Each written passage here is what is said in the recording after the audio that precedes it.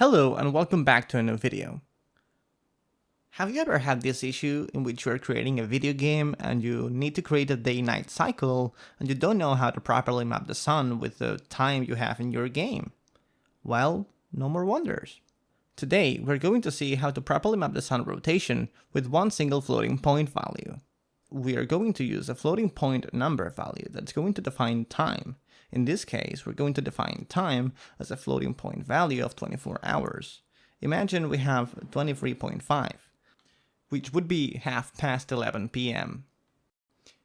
Theoretically, we already have all the required information in order to properly map it, because the only things we need is 1, the 360 degrees of rotation of the sun, that is going to be the full circle that the sun can do.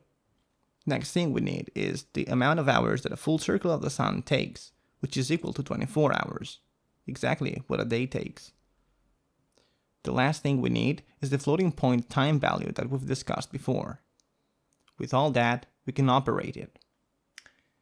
The operation goes like this. Sun rotation is equal to clock time times maximum rotation degrees divided by full rotation hours. Now, the only thing we need is to calculate our current floating point time. This thing is done the next way.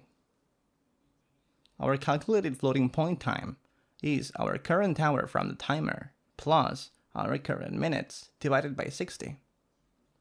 The reason we divide the minutes by 60 is because all the minutes we have in an hour are 60, and we need to remap this value of 60 minutes to a 0 to 1 value. So every hour effectively has a perfectly mapped minute into a 0-1 value, effectively making our current floating point time the only variable that drives the current rotation angle of the sun. It only takes 3 lines of code and it's an extremely reusable piece of code. Be mindful that this system only accounts for 12 hours of day and 12 hours of night, and that you need to properly set up your light source before starting to rotate the sun. But for a game, I thought that this could be pretty handy. So, now you can go, set up the time on your game, and this rotation code will actually care about it, and you will never have to fiddle with it. Hopefully you got something useful from this video, and I can see you in the next one. I wish you have a wonderful day.